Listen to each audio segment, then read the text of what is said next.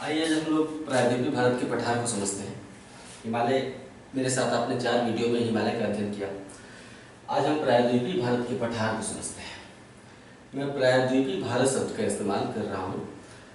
इसका मतलब क्या है? प्रायद्वीपीय मतलब महाद्वीप का वो वाला हिस्सा जो 3 तरफ से समुद्र से घिरा है।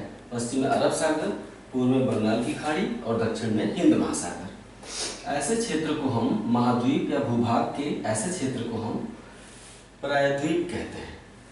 तो प्रायद्वीपीय भारत जो है वो पठारी है, इसलिए हम इसे प्रायद्वीपीय भारत का पठार कहते हैं।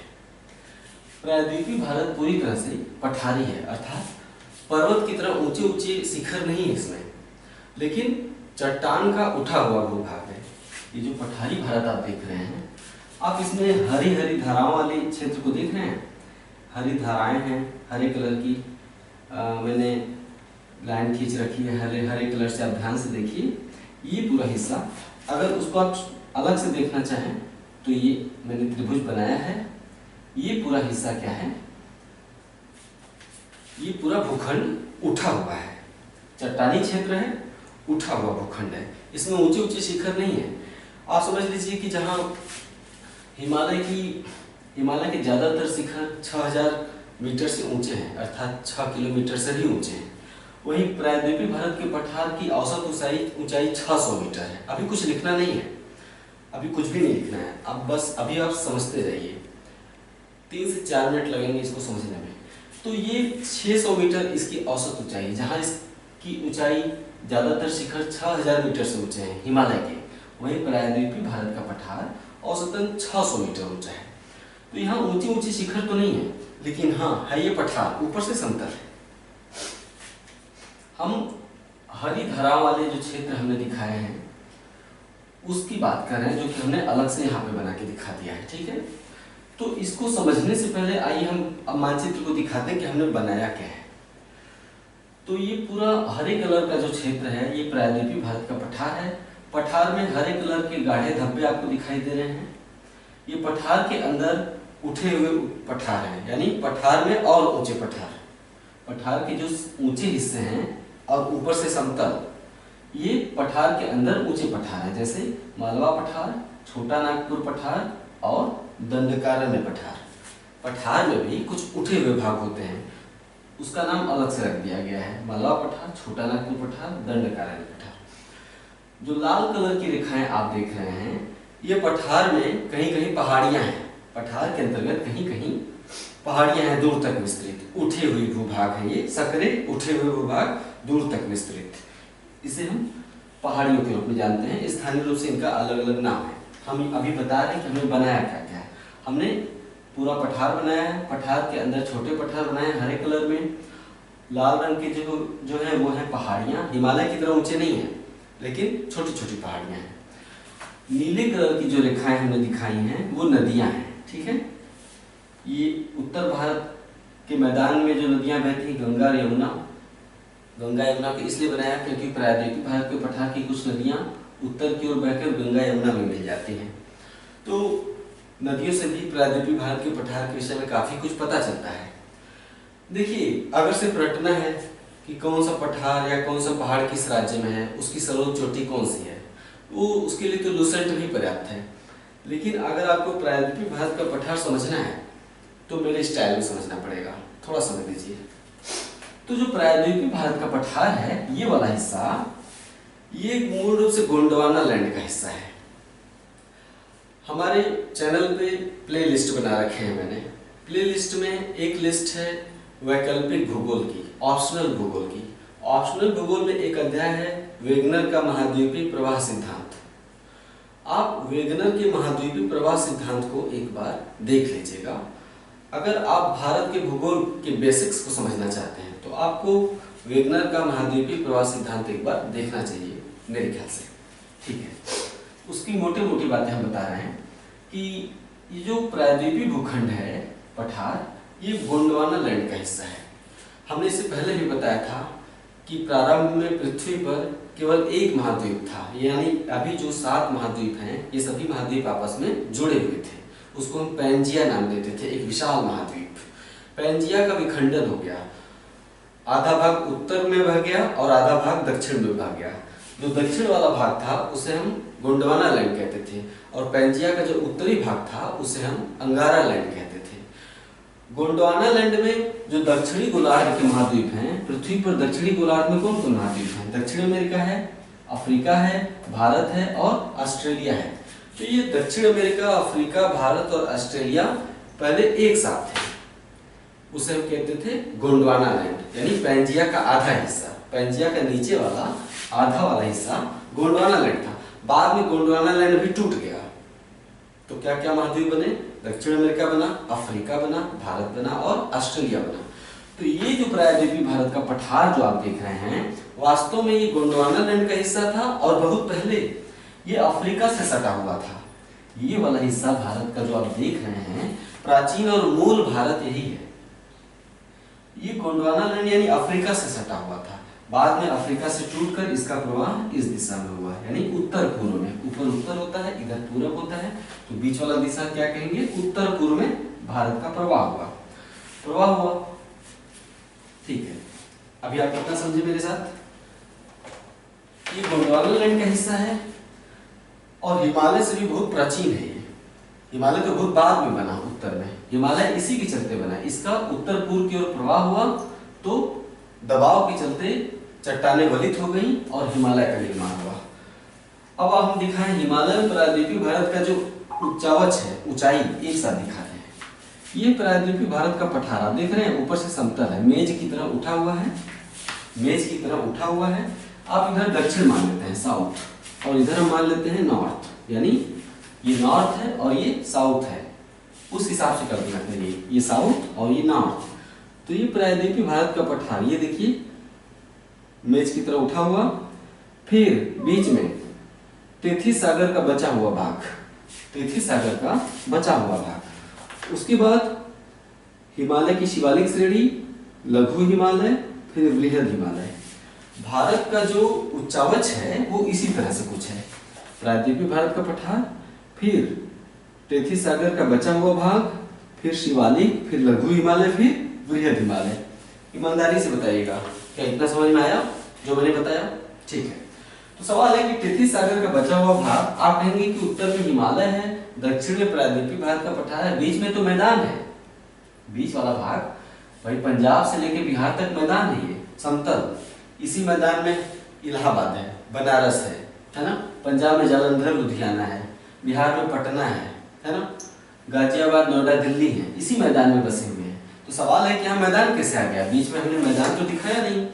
तो हुआ क्या कि पहाड़, हिमालय से बहुत सारी नदियां अतीत काल में निकलती थी, अभी तो बहुत कम निकलती हैं। अभी मानचित्र में जो नदियां दिखाई देती हैं, अतीत काल में हिमालय से बहुत सारी नदियां निकलती थी और अभी भी निकल रही हैं। नदियां पहाड़ों को काटकर नीचे क्या ले आती हैं? नदियां पहाड़ों को काटकर नीचे बालू और मिट्टी ले आती हैं, और ये काम नदियां सतत रूप से करती हैं, लगातार करती हैं। तो हिमालय से आने वाली नदियों ने, जो सैकड़ों हजारों नदियां जो नीचे आती थीं, वो बालू और मिट्टी लाती थी, ठीक है, और इस क्षेत्र को नदियों ने पाट दिया,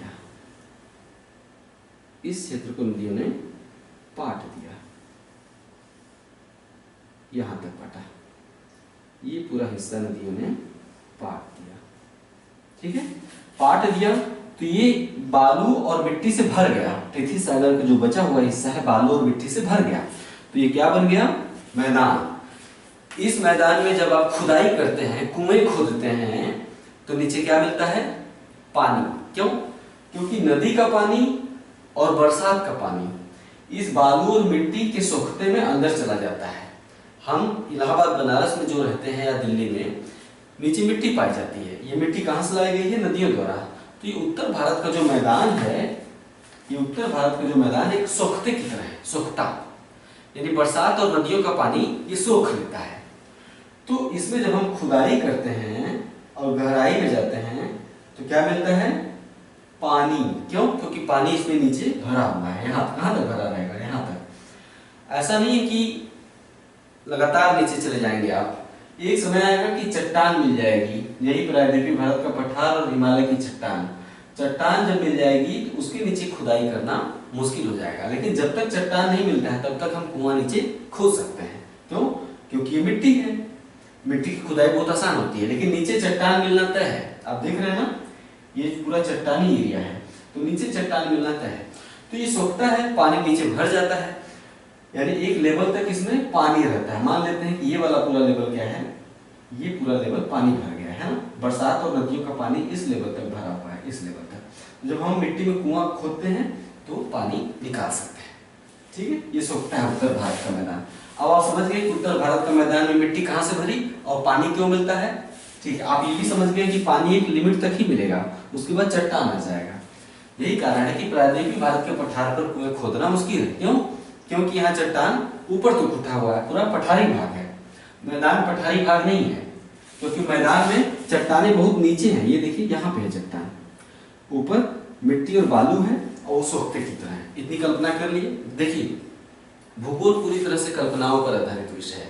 आप मेरे साथ जितनी अच्छी कल्पना करेंगे उतना अच्छा समझेंगे। मैंने कहा कि पहाड़ियों और पर्वतों और चोटियों को रटने के लिए तो लुसेंट भी पर्याप्त है, फिर मेरे वीडियो की क्या जरूरत है। अगर मेरे साथ पढ़ना है तो आपको थोड़ा समय देना पड़ेगा, इसलिए बोर होने की गुंजाइश नहीं है, लगे रहिए, ठीक है। तो सवाल ये है कि उत्तर में तो हिमालय है, बीच में प्रायद्वीपीय भारत का पठार है, बीच में मैदान है उत्तर भारत का जिसमें गंगा यमुना नदियां बहती हैं, और ये प्रायद्वीपीय भारत का पठार, ये वाला हिस्सा। सवाल है कि उत्तर में तो मैदान है, ये तटों पर मैदान कहां से आ गया।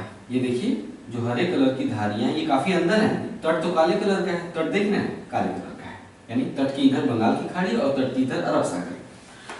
हरे कलर की जो रेखाएं हैं वहीं तक है मूल भूखंड। प्रायद्वीपीय भारत का जो पठार है वो हरे कलर की रेखा तक ही है, इतना ही है। इसके बाहर हमने भारत को यहां तक बनाया है, देखिए उसके बाहर हमने भारत को यहां तक बनाया है। सवाल है कि ये वाला हिस्सा क्या है, जो इसके बाहर वाला हिस्सा है, ये क्या है। आइए बताते हैं कि ये क्या है। अब आप साइड से देखिए, ऐसे ये हमने बीच में पठार बनाया, बीच में पठारी इलाका बनाया और साइड में तट बना दिया। यानी पठार के किनारे जो वाले हिस्से हैं ये समतल तट हैं। ये देखिए पठार यहां तक है, ये पठार है, हरा वाला भूभाग देख रहे हैं, ये उठा हुआ भूभाग है। लेकिन हरे वाले भूभाग के बाहर जो सफेद कलर का क्षेत्र है, काले वाले घेरे के अंदर, काले घेरे के अंदर और हरे घेरे के बाहर बीच की जो सफेद पट्टी है, ये वास्तव में तट है। इस तट के बाद क्या शुरू हो जाता है, ये तट फिर अंदर चला जाता है और यहाँ पे क्या शुरू हो जाता है, पानी। ये देखिए जल। इसी तरह ये भी धीरे धीरे अंदर चला जाता है और यहाँ पे क्या है, पानी। यानी इधर अरब सागर का पानी और इधर ये अरब सागर का जल और इधर बंगाल की खाड़ी का जल, है ना। बीच में प्रायद्वीपीय भारत का पठार और दोनों तरफ समतल मैदानी तट। सवाल है कि जब गोंडवाना लैंड से प्रायद्वीपीय भारत अलग हुआ तो क्या तट था उस समय? नहीं। गोंडवाना लैंड से यानी अफ्रीका से जब भारत अलग हुआ था तो केवल हरा वाला क्षेत्र अलग हुआ था, क्योंकि मूल भारत इतना ही है, केवल हरा वाला क्षेत्र है। तो सवाल है कि तट कहां से आ गया, ये चारों तरफ मैदानी क्षेत्र कहां से आ गया। हमने बताया ना कि हिमालय से जैसे नदियां निकलती हैं तो नदियां क्या ले आती हैं, बालू और मिट्टी। हिमालय से निकलने वाली नदियों ने टेथी सागर के बचे हुए भूभाग को बालू और मिट्टी से पाट दिया, है ना, तो समतल मैदान बन गया। इसी तरह प्रायद्वीपीय भारत के पठार से हमने कुछ ही नदियां यहाँ दिखाई हैं, देखिए नदियां निकलती हैं। इसी तरह पश्चिमी तट पर भी, पश्चिमी घाट है ये पर्वत, तो पश्चिमी घाट से बहुत छोटी छोटी सैकड़ों नदियां निकलती हैं। ये पश्चिमी घाट पर्वत है, यहाँ से सैकड़ों छोटी छोटी नदियां निकलकर अरब सागर की तरफ बहती हैं, अरब सागर में जल गिराती हैं। तो पश्चिम में बहने वाली नदियों ने और पूर्व में बहने वाली नदियों ने बहुत बड़ी मात्रा में और एक लंबे समय तक बहुत बड़ी मात्रा में बाहर के क्षेत्रों में बालू और मिट्टी का जमाव किया। पठार को काटकर बालू ले आई और मिट्टी ले आई और बाहर के क्षेत्रों में जमाव किया, जिससे समुद्र का पानी पीछे हट गया और वहां पे क्या भर गया, बालू और मिट्टी। यही कारण है कि प्रायद्वीपीय भारत के पठार के दोनों तरफ तट पाए जाते हैं, समतल तट। इन समतल तटों का निर्माण नदियों ने बालू और मिट्टी द्वारा किया है, ठीक है। ये 2-4 साल, 100 साल, 1000 साल की बात नहीं है। ये लाखों साल की बात है, करोड़ों वर्षों की बात है। ये तट एक दो दिन में नहीं बना है। एक कहावत है कि पत्थर पे रस्सी भी अगर आप घिसेंगे तो पत्थर पर निशान पड़ जाता है लंबे समय तक।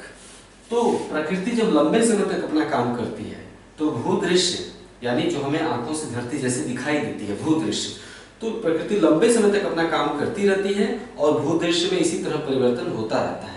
महाद्वीप टूटते रहते हैं, महाद्वीप जुड़ते रहते हैं, मैदान बनते रहते हैं, समुद्र तट बनते रहते हैं।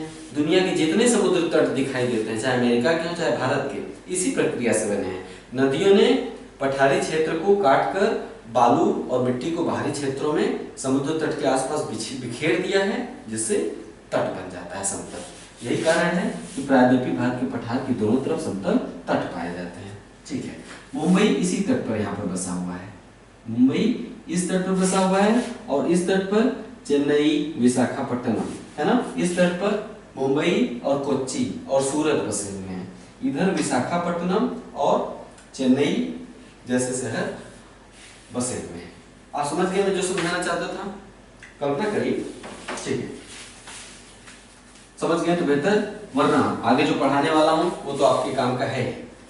तो हमने बताया कि हमने नीले कलर की नदियां बनाई हैं, लाल कलर की पहाड़ियां बनाई हैं, हरे कलर के स्पॉट जो है पठार के अंदर उठे हुए भाग, छोटे पठार बनाए हैं।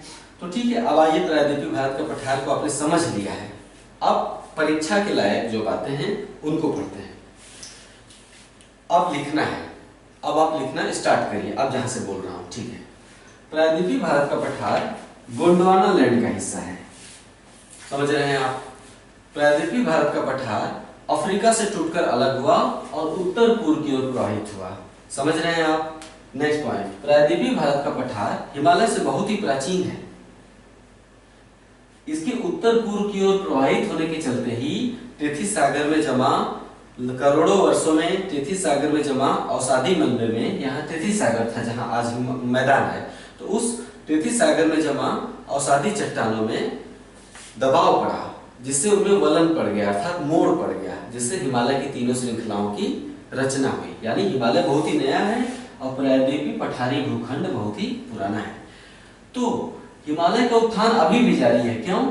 क्योंकि प्रायद्वीपीय भूखंड अभी भी उत्तर की ओर प्रवाहित है, अभी भी उत्तर पूर्व की ओर ये वाला हिस्सा प्रवाहित है, जिससे हिमालय का उत्थान अभी भी जारी है, हिमालय अभी भी उठ रहा है। यही कारण है कि हिमालय पर भूकंप आते हैं। यही कारण है कि हिमालय आंतरिक रूप से अस्थिर है, हिमालय अंदर अस्थिर है, इसलिए भूकंप आते हैं। जबकि प्रायद्वीपीय भारत का पठार विवर्तनिक रूप से पूरी तरह स्टेबल है, स्थिर है। विवर्तनिक मतलब धरती के अंदर जो हलचल होते हैं उन्हें विवर्तनिक गतिविधियां कहते हैं। धरती के अंदर जो हलचल होते हैं उन्हें हम विवर्तनिक गतिविधियां कहते हैं, टेक्टोनिक। ठीक है, तो प्रायद्वीपीय भारत का पठार आंतरिक रूप से पूरी तरह से स्थिर हो चुका है। यही कारण है कि आमतौर पर प्रायद्वीपीय पठारी क्षेत्र में भूकंप नहीं आते हैं। एक दो अपवाद हैं, जैसे कि कोयना हो गया, कोयना भूकंप आया था, और एक दो अपवाद हैं, गुजरात के भुज में भूकंप आया था। अपवाद हर जगह होते हैं, लेकिन आमतौर पर यहाँ भूकंप नहीं आते हैं। ठीक है, प्रायद्वीपीय भारत का पठार उत्तर में, अब हम कुछ पहाड़ियों के नाम पहले बताते हैं तब आगे पढ़ाते हैं। ये देखिए दिल्ली की तरफ, यहाँ पे राष्ट्रीय राजधानी आपकी दिल्ली है, यहाँ पे राष्ट्रीय राजधानी दिल्ली है। दिल्ली से गुजरात, ये गुजरात है, दिल्ली से गुजरात तक जो पर्वत आपको दिखाई दे रहा है इसे हम कहते हैं अरावली पहाड़ी। ठीक है, प्रायद्वीपीय भारत के पठार के पश्चिमी सिरे पर पश्चिमी घाट पर्वत, पूर्वी सिरे पर पूर्वी तट के साथ साथ पूर्वी घाट पर्वत, है ना। पूर्वी घाट और पश्चिमी घाट जहां मिलते हैं तो वहां पे एक पर्वतीय घाट का निर्माण होता है, इसे हम कहते हैं नीलगिरी पर्वत, है ना, लाल रंग का स्पॉट जो दिखाई दे रहा है। तो इसके उत्तर पश्चिमी सिरे पर प्रायद्वीपीय भारत का पठार का जो उत्तर पश्चिमी सिरा है अरावली पर्वत, उत्तर पूर्वी सिरे पर राजमहल की पहाड़ियां हैं। छोटा नागपुर पठार है, उसके पूर्व में अरावली की पहाड़, सॉरी राजमहल की पहाड़ियां हैं। ठीक है, तो अब फिर से लिखना स्टार्ट करिए। तो पठारी भारत के उत्तर पश्चिमी सिरे पर अरावली पहाड़ियां हैं, उत्तर पूर्वी सिरे पर राजमहल की पहाड़ियां हैं। ठीक है, यानी यह उत्तर में अरावली श्रेणी और राजमहल पहाड़ियों से लेकर दक्षिण में कन्याकुमारी तक विस्तृत है। प्रायद्वीपीय भारत का पठार अरावली और राजमहल, उत्तर में अरावली और राजमहल से लेकर दक्षिण में कन्याकुमारी तक विस्तृत है। ठीक है। मेघालय में शिलांग पठार, शिलांग पठार में 3 पहाड़ियां हैं। हिमालय पढ़ाते समय हमने बीच में बताया था, यहाँ भी चर्चा होगी। जैसे शिलांग पठार पे 3 पर्वत है, गारो, खासी, जयंतिया, 3 छोटी छोटी पहाड़ियां हैं। तो इन तीनों पहाड़ियों के सम्मिलित क्षेत्र को, आसपास का भी भूखंड उठा हुआ है थोड़ा सा, तो उसे हम शिलांग पठार कहते हैं। तो नोट करने वाला पॉइंट ये है कि मेघालय का शिलांग पठार भी प्रायद्वीपीय भारत के पठार का ही उत्तर पूर्वी विस्तार है। ये पठार है, इसका उत्तर और पूर्वी विस्तार, यानी ऊपर उत्तर और इधर पूर्वी होता है। तो शिलांग पठार भी प्रायद्वीपीय भारत के पठार का ही उत्तर पूर्वी विस्तार है। शिलांग पठार वास्तव में देखा जाए तो राजमहल पहाड़ी का ही पूरब की ओर निकला हुआ भाग है। हमने अभी जब भारत को बनाया था तो ऐसे बनाया था, जो मूल भूखंड हमने बनाया अभी ऐसे बनाया था, है ना। तो मूल भारत ऐसा था, यानी राजमहल पहाड़ी ही पूर्व की ओर बढ़ा हुआ था शिलांग पठार तक। बीच का भाग जो है अवतलित हो गया, बीच का भाग अवतलित हो गया, यानी नीचे धंस गया। बांग्लादेश जहां है, बीच का भाग अवतलित हो गया, नीचे धंस गया। ठीक है। इस नीचे धंसे हुए भाग को गंगा और ब्रह्मपुत्र नदियों द्वारा लाए गए जलोढ़ निक्षेप, नदियां जो बालू और मिट्टी बहाकर लाती है उसे क्या कहते हैं, जलोढ़ निक्षेप। तो गंगा और ब्रह्मपुत्र नदियों द्वारा लाए गए जलोढ़ निक्षेप ने इस अवतलित भूभाग को भर दिया, जिससे ये मैदानी क्षेत्र बन गया। बांग्लादेश क्या है, बांग्लादेश पूरी तरह मैदानी क्षेत्र है। तो अब आप समझ गए शिलांग पठार प्रायद्वीपीय भारत के पठार का ही हिस्सा है और राजमहल पहाड़ी का पूरब की ओर निकला हुआ भाग है। बीच का भाग जो अवतलित हो गया है वहां पे गैप बन गया है। इस गैप को हम 2 नाम देते हैं, राजमहल गारो गैप। देखिए यहाँ राजमहल पहाड़ी है, सबसे पश्चिमी श्रेणी पहाड़ी कौन सी है शिलांग पठार की, गारो, गारो खासी जयंतिया, गारो खासी जयंतिया। तो इस गैप को हम राजमहल गारो गैप नाम देते हैं, या फिर मालदा गैप नाम देते हैं, मालदा गैप या राजमहल गारो गैप। ठीक है।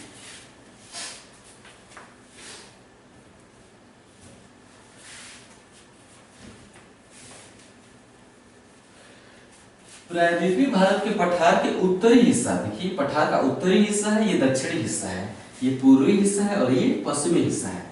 तो मैं ये बताना चाह रहा हूँ नेक्स्ट पॉइंट कि प्रायद्वीपीय भारत, ये सब कुछ लिखते जाइए जो बोल रहा हूँ, सब कुछ एग्जाम में पूछा गया है, कभी कभी आपसे कॉन्सेप्ट चेक किया जाता है और बहुत जरूरी है, लिखिए इसे। प्रायद्वीपीय भारत के पठार का उत्तरी हिस्से का ढाल, यानी पठार के उत्तरी हिस्से का ढाल उत्तर की तरफ है। पठार के उत्तरी हिस्से का ढाल उत्तर की तरफ है, अर्थात गंगा घाटी की तरफ है ना। जैसे कि मान लेते हैं इधर उत्तर है नॉर्थ और इधर साउथ, तो पठार का जो उत्तरी हिस्सा है उसका ढाल किधर है, नॉर्थ की तरफ है, गंगा घाटी की तरफ है। ये नॉर्थ है और ये साउथ है, तो इसका ढाल उत्तर की तरफ है। यही कारण है कि चंबल, बेतवा और सोन नदियां, चंबल, बेतवा और सोन नदियां उत्तर की ओर प्रवाहित होते हुए गंगा और यमुना नदियों में मिल जाती है। नदियां क्या, नदियों का जो बहाव क्षेत्र है, बहाव की दिशा, नदियों की बहाव की दिशा क्या बताती है, नदियों की बहाव की दिशा ढाल की दिशा बताती है। अगर गंगा नदी यहाँ गंगोत्री से निकलकर बांग्लादेश की तरफ बह रही है, इसका मतलब है कि मैदान जो उत्तर भारत का मैदान है, इसका ढाल किधर है, पूरब की तरफ है, तभी तो नदी उधर बह रही है। तो वही मैं कह रहा हूं कि प्रायद्वीपीय भारत के पठार के उत्तरी हिस्से का ढाल उत्तर की तरफ है। यही कारण है कि चंबल, बेतवा और सोन नदियां उत्तर में गंगा घाटी की तरफ प्रवाहित होती हैं और गंगा और यमुना नदियों में मिल जाती हैं। चंबल और बेतवा यमुना नदी में मिलती है, सोन नदी गंगा नदी में मिल जाती है। कहाँ, पटना के पास, सोन नदी पटना के पास गंगा नदी मिलती है। ओके। चंबल नदी यमुना में इटावा के पास मिलती है, चंबल नदी यमुना में इटावा के पास मिलती है, यमुना नदी गंगा में इलाहाबाद में मिलती है। ठीक है। तो अभी हम ढाल बता रहे हैं, उत्तरी हिस्से की ढाल उत्तर की तरफ है। नेक्स्ट पॉइंट, ये है अरावली पहाड़ी, उसके दक्षिण में मालवा पठार, मालवा पठार के दक्षिण में विंध्य पर्वत, विंध्याचल पर्वत, विंध्याचल पर्वत के दक्षिण में ये 3 पहाड़ियां आप देख रहे हैं, इसे मिटा देते हैं। विंध्याचल पर्वत के दक्षिण में 3 पहाड़ियां जो देख रहे हैं ये सतपुड़ा पहाड़ी है, यानी अरावली पर्वत, विंध्याचल पर्वत, सतपुड़ा पहाड़ी। ओके, समझाने के लिए था। अब नोट करने लायक बात, सतपुड़ा पहाड़ी के दक्षिण में, सतपुड़ा पहाड़ी के दक्षिण में प्रायद्वीपीय भारत के पठार का ढाल पूर्व की तरफ हो जाता है। सतपुड़ा पहाड़ी के दक्षिण में प्रायद्वीपीय भारत के पठार का ढाल पूर्व की तरफ हो जाता है। पूर्व की तरफ मतलब ये पठार है, तो इसका ढाल किधर है, इस दिशा में, ठीक है, ऐसे। ये तट है, पूर्वी तट, ये पश्चिमी तट, और नदियां यहाँ पे निकलती किधर बहेंगी, इस दिशा में बहेंगी। क्यों? क्योंकि पठार के ढाल पूर्व की तरफ, आप ढाल देख रहे हैं, ठीक है।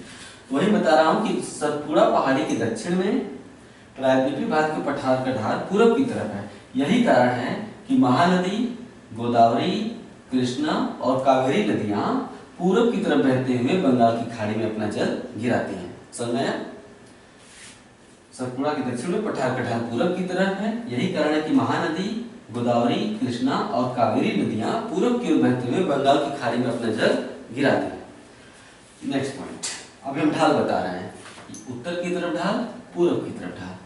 नेक्स्ट पॉइंट, सतपुड़ा पहाड़ी के उत्तर में, लिखने लायक बात लिखिए, सतपुड़ा पहाड़ी के उत्तर में नर्मदा की भ्रंश घाटी है, सतपुड़ा के दक्षिण में तापी की भ्रंश घाटी है। ध्यान दे रहे हैं? सतपुड़ा, ये हरा वाला जो बॉर्डर लाइन आप देख रहे हैं, ये देखिए हरी वाली बॉर्डर लाइन यहाँ पश्चिम की ओर मुड़ गई है, फिर पूर्व की ओर मुड़ी हुई है, फिर देखिए पश्चिम की ओर मुड़ी हुई है यहाँ पे, फिर पूर्व की ओर मुड़ी हुई है और उत्तर में चली गई है। कहने का अर्थ है कि प्रायद्वीपीय भारत के पठार का जो पश्चिमी हिस्सा है, यहाँ पे 2 गैप हैं, यानी धंसे हुए क्षेत्र हैं। एक धंसा हुआ क्षेत्र ये है, धंसे हुए अवतलित क्षेत्र को, अवतलित नीचे धंसा हुआ, हम भ्रंश कहते हैं, ठीक है। तो एक भ्रंश सतपुड़ा पहाड़ी के दक्षिण में, देखिए सफेद कलर का जो जोन दिखाई दे रहा है, एक भ्रंश सतपुड़ा के दक्षिण में है और दूसरा भ्रंश सतपुड़ा के उत्तर में है। उत्तर वाले भ्रंश में नर्मदा नदी बहती है, इसलिए उसे नर्मदा नदी का, नर्मदा भ्रंश घाटी कहते हैं, नर्मदा भ्रंश घाटी। सतपुड़ा के दक्षिण वाले भ्रंश में तापी नदी बहती है या ताप्ती नदी, इसलिए इसे हम तापी भ्रंश घाटी कहते हैं। नर्मदा भ्रंश घाटी, तापी भ्रंश घाटी। तो लिखने वाली बात यह है कि नर्मदा के उत्तर में, सॉरी, सतपुड़ा पहाड़ी के उत्तर में नर्मदा भ्रंश घाटी है और सतपुड़ा के दक्षिण में तापी भ्रंश घाटी है। इन दोनों भ्रंश घाटियों का ढाल पश्चिम की तरफ है, अर्थात खंभात की खाड़ी की तरफ। यहाँ क्या है, यहाँ पे जो सागर है सकरा, उसे हम कहते हैं खंभात की खाड़ी। तो इन दोनों घाटी, भ्रंश घाटियों का ढाल खंभात की खाड़ी की तरफ है, अर्थात अरब सागर की तरफ है। यही कारण है, सब कुछ लिखते चलिए जो बता रहा हूं, यही कारण है कि नर्मदा और तापी नदियां प्रायद्वीपीय पठार के सामान्य ढाल के विपरीत पश्चिम दिशा में बहती हैं। प्रायद्वीपीय भारत का सामान्य ढाल किधर है, पूर्व की तरफ है, लेकिन नर्मदा और तापी नदियां पश्चिम की ओर बह रही हैं। क्यों? क्योंकि भ्रंश, जिस भ्रंश घाटी में बह रही हैं, उस भ्रंश घाटी का ढाल पश्चिम की तरफ है। हमने बताया कि दोनों भ्रंश घाटियों का ढाल पश्चिम की तरफ है, खंभात की खाड़ी की तरफ है। यही कारण कि नर्मदा और तापी नदियां प्रायद्वीपीय भारत के सामान्य ढाल के विपरीत पश्चिम दिशा में बहती हैं। समझ आया? ओके।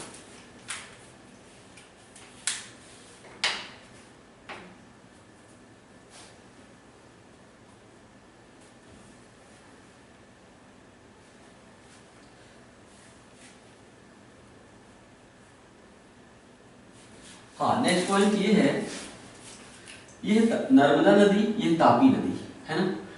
तापी नदी के मुहाने से लेकर, अब हम पश्चिमी घाट पर्वत का थोड़ा सा परिचय देंगे। अभी हम सारे पर्वत पठार आपको अलग अलग पढ़ाएंगे। ये पहले वीडियो में हम आपको समझा रहे हैं, बता रहे हैं, ताकि कुछ भी आपके लिए जब हम नए नए टॉपिक पढ़ाऊं तो अचंभा न रह जाए। अभी हम सिर्फ परिचय करा रहे हैं। तो अभी पश्चिमी घाट पर्वत का परिचय क्या है, नोट करिए कि तापी नदी की मुहाने से लेकर पश्चिमी तट के साथ साथ कार्डामम पहाड़ी तक, ये लाल रंग की जो पहाड़ी देख रहे हैं, इसका नाम है कार्डामम पहाड़ी।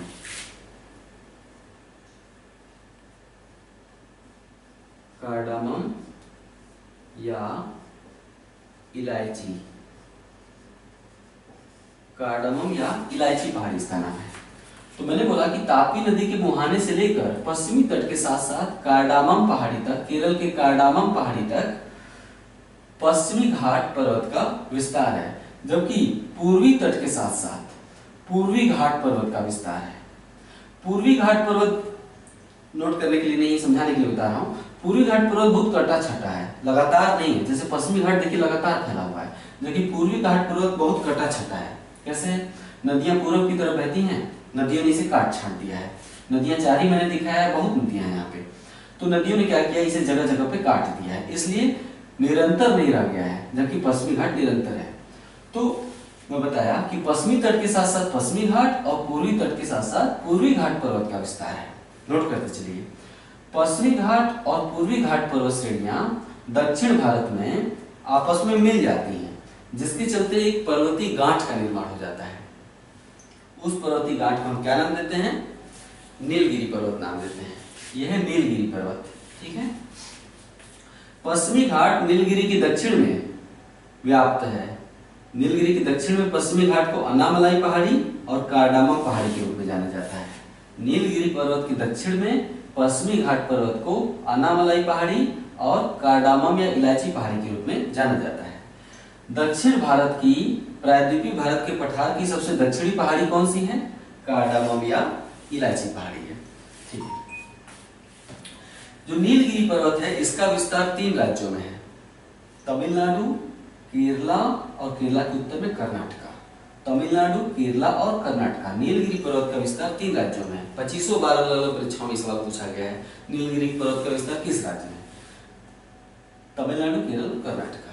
ठीक है, तो अभी तक हमने प्रायद्वीपीय भारत के पठार का परिचय दिया आपसे। उम्मीद है आप इसे लिख चुके होंगे या लिख रहे होंगे, आगे लिखेंगे। इस परिचय को आप बहुत ही तसल्ली से अपनी कॉपी में नोट कर लीजिएगा, क्योंकि इस परिचय को अगर आपने लिख कर अच्छे से समझ लिया, प्रायद्वीपीय भारत के पठार का जो परिचय दिया, तो यकीन मानिए आगे बहुत कुछ आप पढ़ेंगे, बहुत ही काम देगा ये। तो ये था प्रायद्वीपीय भारत के पठार का परिचय। अब आइए अलग अलग पहाड़ियों का अध्ययन शुरू करते हैं।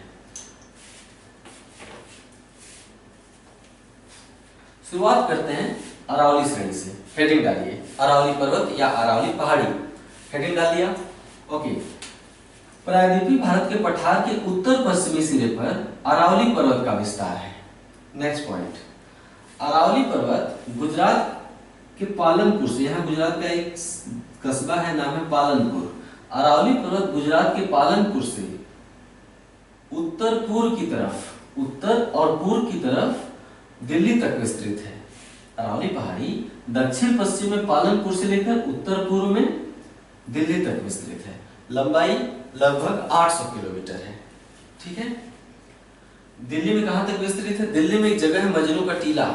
अरावली पहाड़ी गुजरात के पालनपुर से लेकर दिल्ली की मजनू टीला तक व्याप्त है, लगभग 800 किलोमीटर की लंबाई में।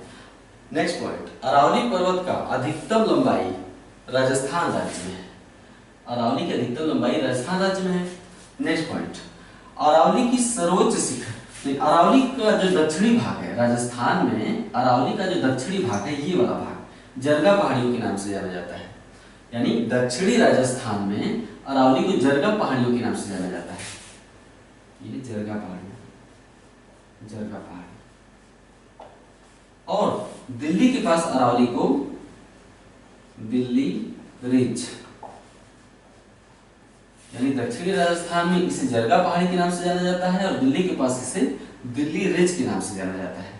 अरावली की सर्वोच्च चोटी, जो सर्वोच्च शिखर है अरावली का, राजस्थान में माउंट आबू के पास है। ठीक है, अरावली का सर्वोच्च शिखर गुरु शिखर है। अरावली की सर्वोच्च चोटी गुरु शिखर है। कहां पर? राजस्थान के माउंट आबू में गुरु शिखर। माउंट आबू एक अन्य कारण से बहुत फेमस है। वहां पर जैन धर्म के लोगों का एक प्रसिद्ध मंदिर है। जैन धर्म का प्रसिद्ध मंदिर है, नाम है दिलवाड़ा मंदिर।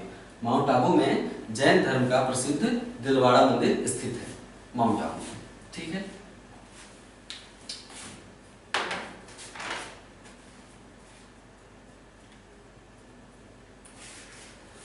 अरावली पर्वत दुनिया का सबसे प्राचीन वलित पर्वत है। दुनिया का सबसे प्राचीन वलित पर्वत है। कभी अरावली प्राचीन काल में बहुत ही विशाल अवलित पर्वत हुआ करता था, बहुत ही विशाल। लेकिन समय के साथ साथ यह घिस गया, अपरदित हो गया। धूप और बरसात ने इसकी चट्टानों को तोड़ फोड़ दिया और नदी हवा द्वारा चट्टानें बहा ली गई। इस तरह से पहाड़ों का हमेशा क्षय होता रहता है। तो अरावली प्राचीन काल में कभी एक दुनिया का सबसे विशाल वलित पर्वत था। वर्तमान में अरावली एक अवशिष्ट पर्वत के रूप में शेष रह गया। अवशिष्ट मतलब बचा हुआ भाग, अवशिष्ट पर्वत। बनास नदी अरावली को पश्चिम से पूर्व दिशा में पार करती है। बनास नदी अरावली को पश्चिम से पूर्व दिशा में पार करती है और चंबल नदी में मिल जाती है।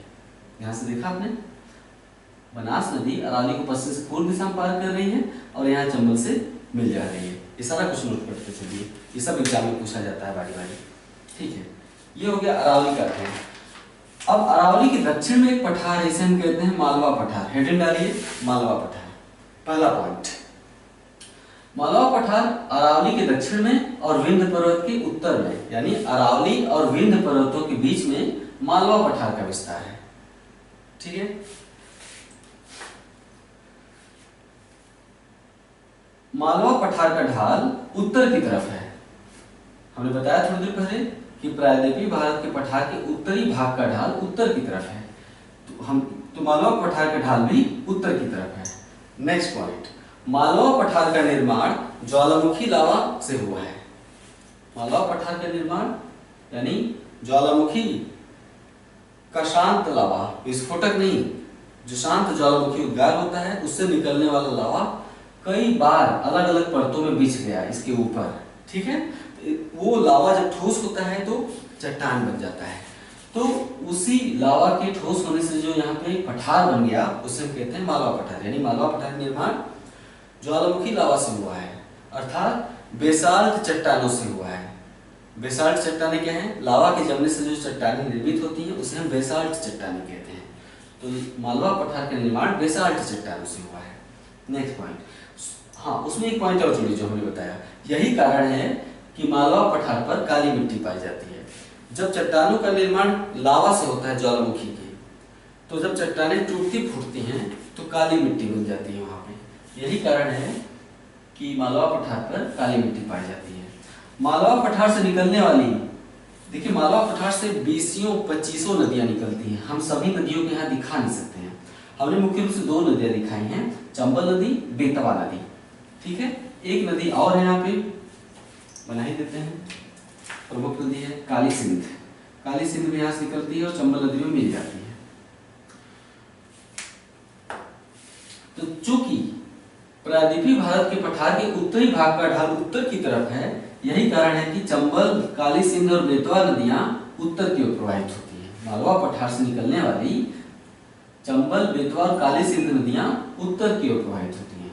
क्वेश्चन, चंबल नदी कहां से निकलती है? मालवा पठार से। काली सिंध और बेतवा नदी कहां से निकलती है?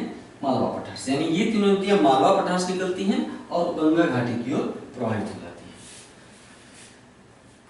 चंबल और उसकी सहायक नदियों ने मालवा पठार को बहुत ज्यादा अपरदित कर दिया है। चंबल और उसकी अनेकों सहायक नदियों ने मालवा पठार को बहुत ज्यादा अपरदित कर दिया है, अर्थात काट छांट दिया है। इन नदियों ने मालवा पठार को देखिए सामान्य तरीके से नहीं काटा है। नदियां जहां भी, एक तो नदियां रास्ता बदलती रही अतीत काल में, अपना रास्ता बदलती रही हैं, और जब भी जिस रास्ते से बहती हैं मालवा पठार पर, उस पर अपनी पूरी चौड़ाई में नदियों ने गहरी गहरी नालियों का निर्माण कर दिया है। यही कारण है कि चंबल पठार में जब आप जाएंगे तो आपको गहरी गहरी नालियां मिलेंगी, चौड़ी चौड़ी। यानी चंबल पठार पर घाटियों की तरह नीचे धंसे हुए रास्ते मिलेंगे। जैसे मान लेते हैं ये है मालवा पठार, ठीक है। मालवा पठार पर बहुत सी ऐसी आकृतियां मिलेंगी, ठीक है। ये क्या बना रहा है, थोड़ी देर में आपको पता चल जाएगा।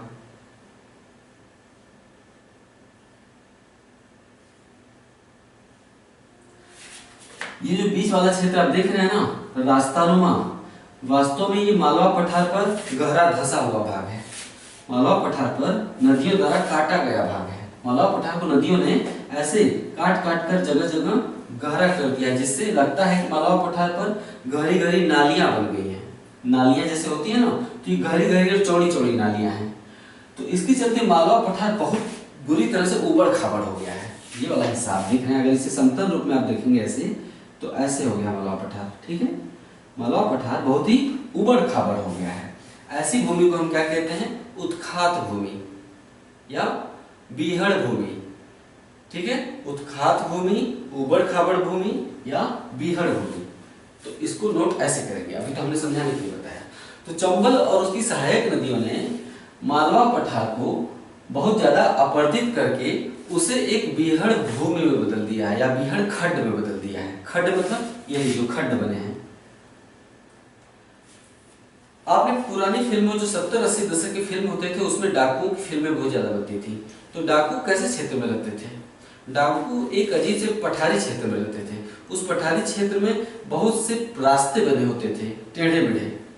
वो रास्ते राज्य सरकार या भारत सरकार ने नहीं बनाए, वो रास्ते नदियों ने बनाया है काट काट कर। जैसे शोले फिल्म में भी आप देखेंगे, डाकू जब पठारों के बीच में घोड़े दौड़ाते हैं तो जिन टेढ़े मेढ़े रास्तों से डाकू गुजरते हैं घोड़े लेकर, वो रास्ते उन नदियों ने ही बनाए हैं। अब आप समझ गए कि किस तरह से नदियों ने पठार को काटा है।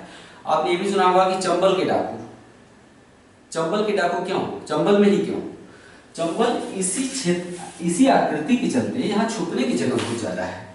क्योंकि गलियां यहाँ पे बहुत ज्यादा है, नालियां बहुत ज्यादा है, उबड़ खाबड़ भूमि है, तो यहाँ पे छुपने की जगह बहुत ज्यादा है। यही कारण है कि डाकुओं ने मालवा पठार को अपना यानी चंबल घाटी को अपना आश्रय बनाया। उस समय प्रशासन की पहुंच नहीं होती थी, अब प्रशासन की पहुंच हो गई है तो डाकू अब यहाँ पे नहीं पाए जाते हैं। ठीक है, तो चंबल और उसकी सहायक नदियों ने मालवा पठार को बहुत ज्यादा अपरदित करके बीहड़ खड्ड में परिवर्तित कर दिया है। ठीक है, ऐसे अपर्दन को हम अवनालिका अपर्दन कहते हैं। अवनालिका अपर्दन या नाली अपर्दन।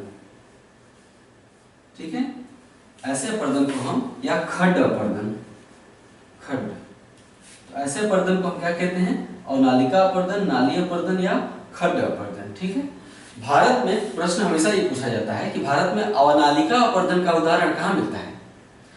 भारत में अवनालिका अपर्दन का उदाहरण कहाँ मिलता है? अब आपको जवाब मिल गया, कहाँ? मालवा पठार पर। अवनालिका अपर्दन करने वाली भारत में सबसे प्रसिद्ध नदी कौन सी है? चंबल नदी, चंबल और उसकी सहायक नदियां। ओके,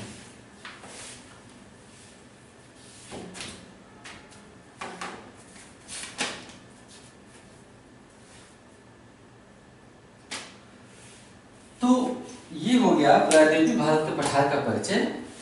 और शुरुआत में मैंने अरावली पहाड़ी और मालवा पठार का विस्तृत परिचय दिया आपसे। इसके अलावा प्रायद्वीपीय भारत, आज यहाँ पे हम इस वीडियो को समाप्त करते हैं क्योंकि इसे बहुत ज़्यादा लंबा खींचना ना तो अच्छा होगा और ना ही आपको इंटरेस्टिंग लगेगा। तो आज हम इस वीडियो को समाप्त करते हैं, लेकिन प्रायद्वीपीय भारत के पठार को पूरी तरह से समझ लीजिए।